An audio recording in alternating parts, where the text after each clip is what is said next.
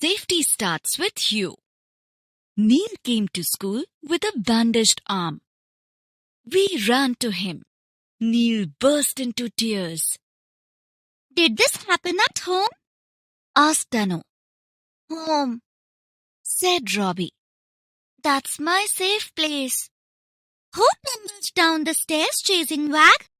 I reminded Robbie. Neil howled. So, Neil was hurt at home.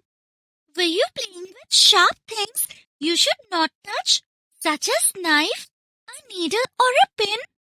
I asked. No. Said Neil.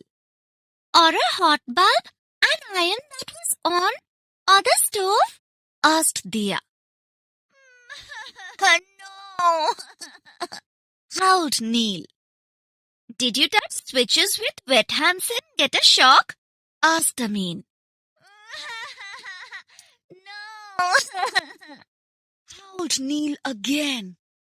Neil is a good boy. At school, he walks in line and never jumps the queue, said Beer Uncle, the guard. He never runs in the corridors or jumps over tables and chairs like I have seen some of you doing. I don't think he was hurt at school, said Jay. Did you get hurt in the school bus? Did someone push you in the school bus? Did you put your hand out of the bus window? Asked Jia. No, said Neil. Did you get hurt in the park? Once I was near a swing someone was on and it hit me so hard I went flying, said Pema. Once I swung so high that I flew off the swing, said Isha.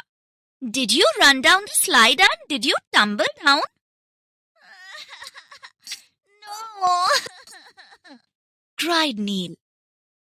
I don't think he was hurt at the park, said Sia. Were you not holding your parents' hand in the market or at a fair? Asked Sarah. Neil cried louder.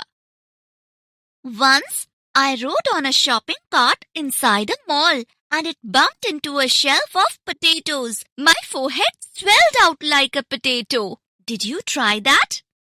No. Howled Neil. Rinny was always careful. She said, when I walk on the footpath, I hold someone's hand.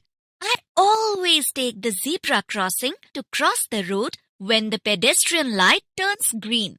I do not run or play on the road. I hope you did not do either. Someone? Never hold the hand of someone you don't know, Rinny, said Robbie. I mean, my parents or my grandparents, my aunts or uncles, said Rinny. I never talk to people I don't know. My parents and teachers are my best friends. I tell them when I do not like someone. Neil howled. I was being chased by a horrid man. He had a stick in his hand. Didn't you call the police on 100? Shouted Robbie. Neil howled more. He turned into a fire-breathing dragon. Didn't you call 101 for the fire brigade? Shouted Aman. Neil howled even more. I looked back to see how far he was and fell on my arm.